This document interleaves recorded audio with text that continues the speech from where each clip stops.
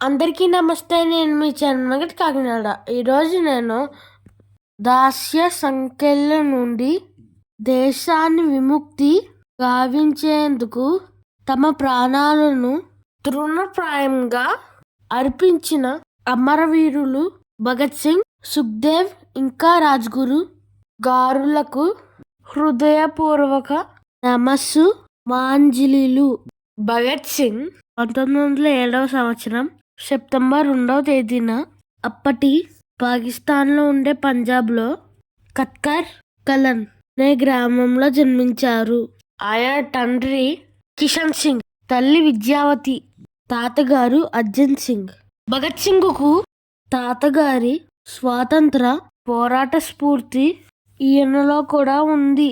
British వాళ్ళ పేరు చెప్పగానే బగబగమండే సూర్యుడిలా మారేవారు. 1923లో హిందుస్థాన్ సోషలిస్ట్ రిపబ్లికన్ ఆర్మీలో చేరాడు. 1925వ సంవత్సరంలో నవజీవన భారత సభ స్థాపించాడు. సోషలిస్ట్ పత్రిక కీర్తిలో పనిచేశాడు. సైమన్ కమిషన్ కు వ్యతిరేకంగా పోరాడాడు.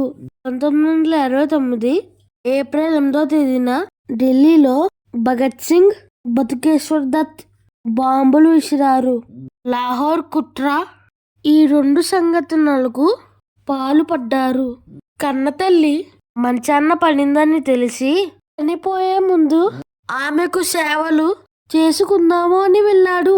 అమ్మా, నీకు సేవలు చేసుకోవడానికి వచ్చాను అని చెప్పాడు.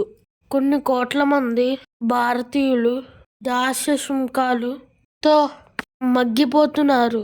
భారతమాత కన్నీరు పెట్టుకుంటుంది. భారతమాత నీకు నాకు తల్లి.